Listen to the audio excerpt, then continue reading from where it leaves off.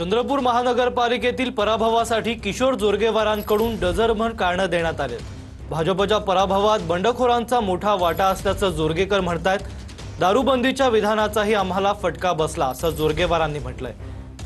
तर काँग्रेसनं उच्च शिक्षित तरुण उमेदवार दिल्यानं आमचा विजय झाला असं प्रतिभा धानोरकर म्हणतात।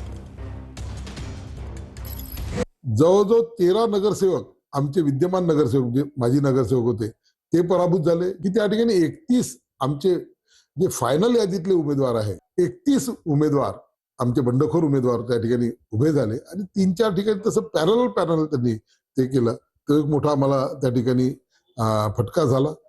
आमच्याकडनं काही एक गुन्हेगारींना पाठीशी घालतोय असाही एक काही प्रभागामध्ये एक समाज आमच्याबद्दलचा निर्माण झाला।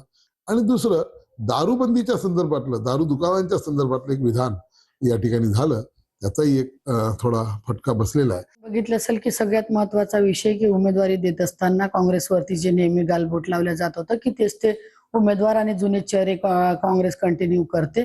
यात कुठेतरी बदल करून नवख्या चेहऱ्यांना, तरुण चेहऱ्यांना आणि सुशिक्षित चेहऱ्यांना संधी देण्याचं काम आम्ही या ठिकाणी केलं। आणि नियोजन करत असताना प्रत्येक प्रभागापर्यंत जाऊन लोकांपर्यंत पोहोचून ज्या काही गोष्टी भाजपाने या 10 वर्षाच्या काळात केल्या नाही त्या गोष्टी आमची सत्ता आल्यानंतर आम्ही कशा पद्धतीने करू हे लोकांपर्यंत प्रामाणिकपणे आम्ही पोहोचवलं आणि त्याचा फायदा आम्हाला या महापालिकेच्या निवडणूक